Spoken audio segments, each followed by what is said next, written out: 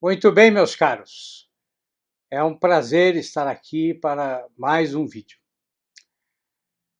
Antes de falar do nosso tema de hoje, eu quero dizer que amanhã, sábado, eu estarei na Escola de Gestão Pública em Jundiaí, aqui no estado de São Paulo, para falar sobre a importância da literatura na formação da inteligência. A escola fica ali na Vila Arens, na rua Princesa Isabel, número 257, e a minha palestra começa às 10 da manhã. Então, se você estiver lá por perto, pode aparecer. Bom, hoje eu quero conversar com vocês a respeito de um livro que me acompanha há muitos anos. Eu devo a esse livro pelo menos três coisas. Uma forma específica de olhar a realidade. De olhar a realidade inclusive sem ter a pretensão de compreender tudo e, portanto, sem a pretensão de explicar o real por meio de uma visão única, por meio de uma ideologia. Devo a esse livro também um aprofundamento do meu trabalho como crítico literário, fazendo críticas que buscam tratar não de apenas um aspecto da obra literária, mas utilizando um grande número de ferramentas, de diferentes ciências, contribuir para que o leitor veja melhor, veja de forma mais iluminada a obra literária. E devo a esse livro também a série de ensaios que eu faço há vários anos para o Jornal Rascunho, em que gradativamente eu estou relendo as principais obras em prosa da literatura brasileira. Trabalho esse que já rendeu dois livros: o Muita Retórica, Pouca Literatura e o Esquecidos e Superestimados, e que vai me permitir lançar ainda este ano, no segundo semestre, se tudo der certo, o terceiro livro da série. Bom, então vejam que eu tenho uma relação especial com esse livro que eu vou apresentar para vocês hoje, que é este aqui: Meditações do Quixote, do Ortega y Gasset, um grande filósofo espanhol, livro que acaba de receber uma nova tradução feita pelo meu amigo Ronald Robson, um maranhense de primeira linha, ou seja, um conterrâneo do poeta Gonçalves Dias. E é claro que o livro está à disposição na minha livraria com um belo desconto de 35% a partir de hoje, aí por uma semana. Basta então vocês seguirem o link que está aqui na descrição do vídeo, que vocês chegam lá na página de venda do livro. Mas eu quero explicar para vocês por que eu devo a este livro parte do meu trabalho como crítico literário. Bom, eu confesso que durante muitos anos eu tive pouca paciência com a literatura brasileira. O meu próprio editor no jornal Rascunho, o Rogério Pereira, pode confirmar que eu sempre resistia, digamos, a analisar a literatura nacional. E sempre preferi escrever a respeito de escritores estrangeiros e, de preferência, que estivessem mortos há muito tempo. É que eu, na posição de leitor, eu queria me dedicar a ler e a escrever sobre as principais obras da literatura. Eu queria sair do universo restrito da literatura brasileira e dialogar com um universo maior, mais rico. Acontece que, ao mesmo tempo, eu não me sentia muito cômodo com essa decisão, com essa minha escolha. era como se estivesse faltando algo no meu trabalho.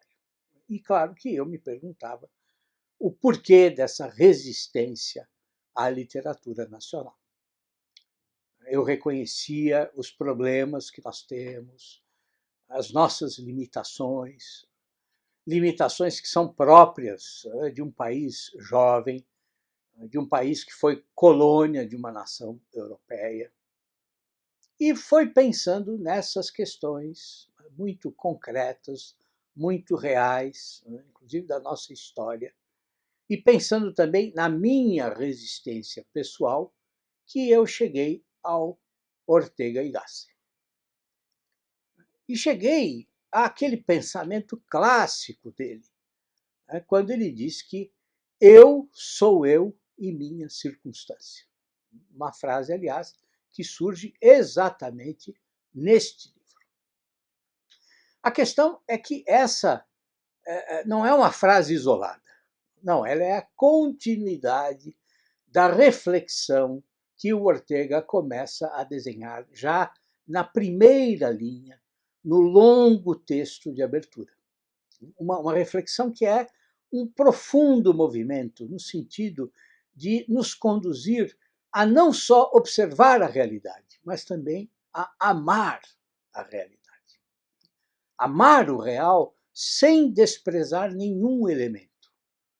Porque o amor pelo que é próximo e pequeno é esse amor que dá realidade e eficácia a tudo que é sublime. Ou seja, quem não consegue compreender a importância das coisas diminutas também não vai conseguir compreender a importância das grandes coisas, das grandes questões. É nesse sentido de reaproximação constante da realidade que o Ortega aponta a necessidade de nós buscarmos a nossa circunstância. A nossa circunstância exatamente como ela é, no que ela tem de limitado e de peculiar. E nessa circunstância, a nossa, a partir dela, nós devemos buscar o nosso lugar na imensa perspectiva do mundo. Ou seja, como ele diz, a reabsorção da circunstância é o destino concreto do homem. Mas acontece que ele não para aí. A conclusão que o Ortega nos leva é muito clara, é muito lógica. Se eu sou eu e minha circunstância, então, se eu não salvo a minha circunstância, eu também não salvo a mim mesmo. Vejam, salvar aqui significa buscar o sentido do que nos rodeia. Significa fazer o bem ao lugar em que nós vivemos, nascemos. Significa ligar, entrelaçar o que está próximo de nós à humanidade inteira, a todos os motivos da preocupação humana. E fazendo isso, transfigurar essas questões que parecem pequenas, transubstanciar essas questões. Mas, para fazer isso, nós precisamos ter duas atitudes: tirar os olhos do mapa mundi e concentrar a nossa atenção no nosso pequeno mundo. E ter certeza de que aquilo que parece pequeno só parece pequeno por um defeito, por uma esterilidade do nosso próprio olhar. Para quem o pequeno não é nada, o grande não é nada, o Ortega diz. Ou seja, nós precisamos compreender que em tudo que compõe a realidade há o que o Ortega chama de um nervo divino. E que a nossa dificuldade, qual é? É chegar até esse nervo e tocá-lo, fazer com que ele se contraia. O Ortega me levou, a partir dessas reflexões, a perceber o erro que eu cometia no meu trabalho. A minha atitude tinha de ser outra. Eu precisava, primeiro, dar conta da minha circunstância. E se eu não compreendesse a minha circunstância, se eu não a salvasse, eu não poderia salvar a mim mesmo. Ou seja, se eu não me voltasse para a literatura do meu país, da minha história, eu também não conseguiria compreender a mim mesmo. Se eu não buscasse o sentido da realidade na qual eu estou inserido, então eu também não compreenderia o meu lugar na ampla perspectiva do mundo.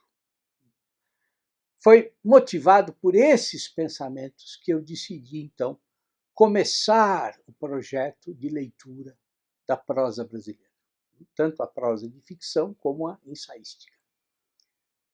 Foi graças ao Ortega y Gasset que eu deixei de olhar apenas para o mapa mundi e comecei a observar a minha própria realidade. Mas acontece que este livro é muito maior. Né? Quer dizer, tudo que o Ortega anuncia na parte inicial, que ele chama de leitor, né? Ele vai começar a desenvolver no capítulo seguinte, que é a meditação preliminar. Todas as ideias que ele desenvolve no início, né, de recuperação, da importância do indivíduo, de reaprender a amar a realidade, de uma crítica literária que compreenda e aceite a complexidade dos diferentes estilos, que se empenhe por ser uma leitura que, de alguma forma, completa a obra e que, ao mesmo tempo, tenha a humildade de aceitar que as obras geniais escapam à possibilidade de uma leitura definitiva. Tudo isso ele vai desenvolver nos capítulos seguintes, na exata medida em que ele se aproxima cada vez mais do seu objeto central, que é Dom Quixote.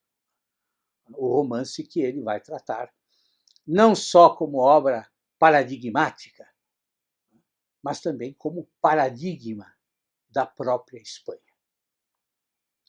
Então, quando vocês lerem, vejam como ele começa na meditação preliminar a olhar para a própria Espanha, para a circunstância dele. E prestem atenção na relação que se estabelece entre ele e o bosque que ele descreve passo a passo. E que vai então se transformando na metáfora da própria relação do eu com o mundo. Um mundo, uma realidade que se mostra, mas que jamais se apresenta inteira. Que nós conhecemos, sim, mas jamais dominamos integralmente. E ele faz esse longo exercício exatamente para nos mostrar como, ao contrário do que afirmam as ideologias, diminuir a realidade, simplificar o mundo, tentar suprimir os pedaços da realidade que nos desagradam ou que não combinam com as nossas ideias. Bem, essa é uma atitude, ele diz, ilícita, absolutamente ilícita. Eu posso dizer a vocês com absoluta certeza que ler este livro é modificar a nossa forma de ver o mundo. De nós mudarmos a nossa perspectiva. E se nós fazemos isso, bom, nós também mudamos a nossa própria forma de viver. Nós aperfeiçoamos a nossa forma de viver. E vejam, estes breves comentários que eu faço aqui, vocês podem ter certeza, dão conta só de uma pequena parte do livro. Por quê? Porque esse livro não é só uma teorização a respeito do Quixote, mas é um conjunto de ensaios que, a cada parágrafo, redefine, redesenha o sentido do próprio gênero literário do ensaio. Ortega constrói, neste livro, uma definição do que é um ensaio, certamente. E, ao mesmo tempo, ele coloca diante de nós o resultado dessa definição. Esse livro é um ensaio que, como o próprio Ortega diz, coloca diante de nós as matérias que a vida nos oferece, muitas vezes como se fossem restos de um naufrágio, e dá a essas coisas alguma organização. E faz com que o sol, com que a luz da consciência ilumine a realidade e produza novas reflexões.